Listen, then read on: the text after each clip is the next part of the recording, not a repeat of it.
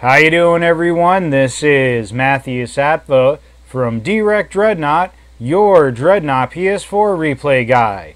Today we have a treat for you, 27-0 with a Tier 4 artillery cruiser in a legendary match, none other than Dominant Trauma. Now I have a couple of replays that I will be casting soon from Scroat 1 and L Smoke 82, but before we get to those, I thought we would get to this unbelievable replay that totally showcases the power of teamwork and strategy. Dominant Trauma may not be the best player, but he sure has help from almost half the Dreadnought PS4 top 10 player list, with Scroat, Valorous, and Seba getting his back. Dominant Trauma is in the Tier 4 Onager with standard Jupiter Arms paint job, no emblem, and all 101 officer briefings. He hasn't even named his ship, and we see over here on the list he is accompanied by Scroat 1 in a destroyer, and most importantly with weapon booster pulse, Valorous in a dreadnought with armor booster pulse, and I am your father Seba in a Koche or Octa with energy missile and of course tons of heals. On the enemy team, we see there is a good mix of Tier 4s and Tier 5s with a couple of bots on each team.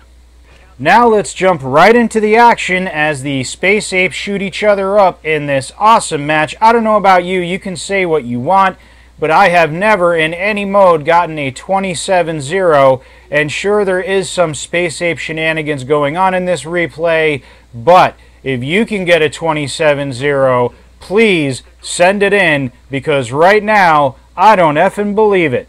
Anyway, as with all my replay casts, they are totally unscripted and in real time, only editing out things like phone calls and cat meows. And we're jumping right into the action. Now, I have tried this strategy with full support from the Space Apes for snaps and giggles, and as you see, it's not easy because many things can go wrong, and until they do, guess what? Dominant Trauma is going to nail each and every shot in this amazing replay and not miss a single one.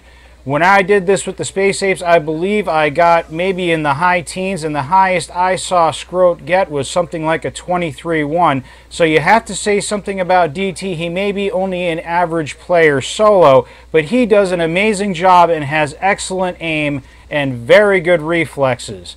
Now you'll notice in this replay, you can say this is a benefit for DT or it's a detriment, but the other Space Apes are refusing to take any of the kills and shoot the enemies at all. Now you may say, well, they're totally focused on DT, and oh my god, a headshot. That's right, first of many instant kills with the Onager. Now he's getting support from Scroat with the weapon booster pulse, but that was a great hit. And we have yet another Dreadnought about to go down. He claims the assist, but this is only the start, folks.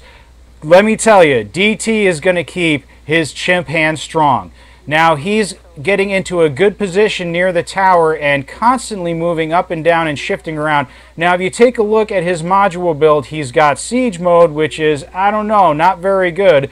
Mobile Cloak 3, Anti-Nuke Lasers 3, which could be very helpful, and it's just not a very strong build. In fact, I don't know, is this the stock build for the Onager? I'm not sure. But right now, the other players do not know what to do. They're all being clumped up around the enemy command ship. And do we have another instant kill right here? No. Okay, DT is going to go after other ships. That's right, he's using stasis missiles, and another one-shot, another headshot on the enemy artillery cruiser. They now have no artillery cruiser support, and instead of what other players do, going after other ships like dreadnoughts and destroyers, he's using all his firepower to go after the tactical cruisers to limit the amount of repairs going to other ships. This is a huge beef of mine. Please, please, when you're in this kind of situation, do not shoot at dreadnoughts being healed. Do not shoot at destroyers being repaired.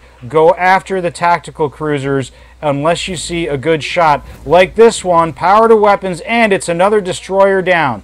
Can any of these guys get close to DT? Right now they aren't shooting at him, and DT has his pick of the litter, taking more than half damage off of that Tier 4 destroyer. That was a sick hit. He's going after the other tactical, trying to play it safe and play it smart, but they're starting to notice that this is the one true danger on the team. He's dodging and goes in for another excellent kill on the artillery cruiser, keeping the enemy's range game down while dodging the incoming shots from that Aquila Dreadnought. He's putting pressure back on the tactical cruisers, earning a quick gun chief. The amount of damage he's putting out is, oh my god, another kill, one tactical down, and he's probably going to go after the other tactical. Look at the way he moves. I have to say, I'm a fairly good player, and that was a domination, by the way, and I don't think I have this kind of reflexes, and he gets the streak already with a bullseye after a double kill domination, and he's ready to rock. There are no more tacticals on the field. Well, one just warped in,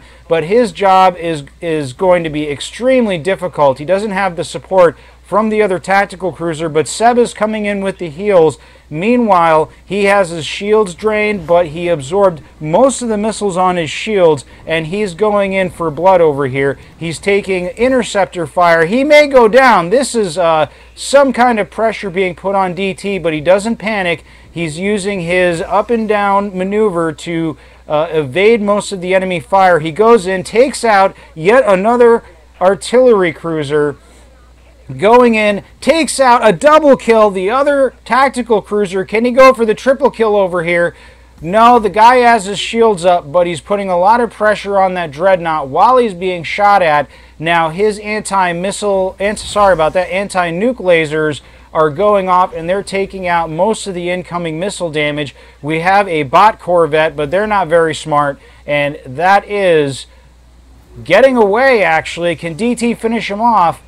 No, I think Scroat got the kill there. Yep, Scroat is just breaking the trend of the other apes of not getting 0 kills. He had to take out the Corvette before presented a danger to DT, and now he's doing a point-blank siege mode on this Jutland, and he almost has him down. Now that, yeah, there he goes, the tactical kill with some supporting fire from Valorous, and he's going after the other Dreadnought, which has hung on for a long time, but he takes a break over here to finish off this destroyer. What a kill. Will this be an insta-gib? Let's see.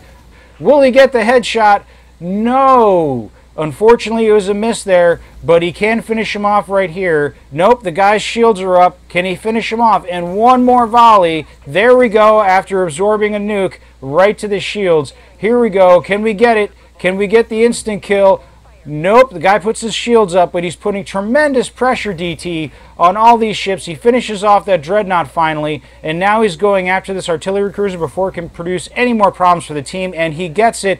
Now we have that other Oberon artillery cruiser coming in, but he dodges, and yet another artillery cruiser coming up, and he starts putting pressure on that artillery cruiser, and we see that overall in the right. Oh, there we go, the kill right there, and he, as I said before, he's moving off to the right to put some pressure on these other ships over here, but you have to keep an eye on that Dreadnought and that destroyer over there. Instead of putting pressure on them, though, he really wants to finish off the artillery cruiser, which he does. I can't believe he's almost on his second streak, and we're only about 7 minutes into the replay. You have to admit, even though he's getting tremendous support from the Space Apes, he is getting shot at a lot, and he is dodging a lot of fire, and he's got very, very good, exceptional aim as he takes out yet another destroyer. Can he finish off this Dreadnought right here? The Dreadnought's in a bad position. It looks like he has absorbed a Tartarus missile. He gets the captain kill, but not the final blow. And we see a bot coming in a Brutus. But first, DT wants to take out this Corvette while it's not moving. Unfortunately, it did, and he missed. And now he has a pick between the Dreadnought and this Yolanda Fadung in the Brutus. But unfortunately, he kicks it a little too much to the left. Now, I've done this a lot when you're aiming, especially in Jupiter Arms artillery cruisers. He does get the kill, by the way. That sometimes when you're tracking targets, you buck a little too hard to the left and right, and the entire ship moves. That's happened to me a lot, and it's ruined a lot of shots. But DT recovered and got the Brutus, and then finished off that Aquila Corvette.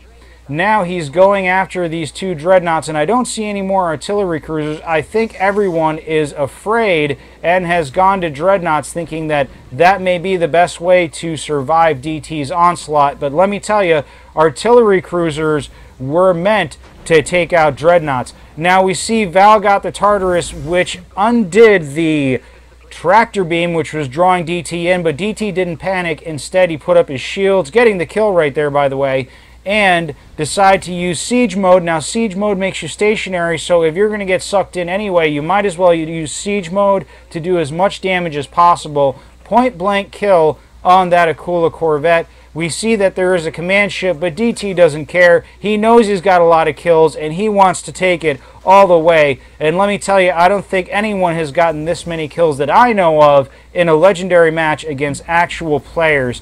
So other people are shooting the command ship, but DT is ignoring it, continually absorbing fire. Unfortunately, he has only 101 officer briefings down the entire line, so he has nothing to get these modules off cooldown any faster, and is putting faith into the Space Apes to cover him and let him get the job done.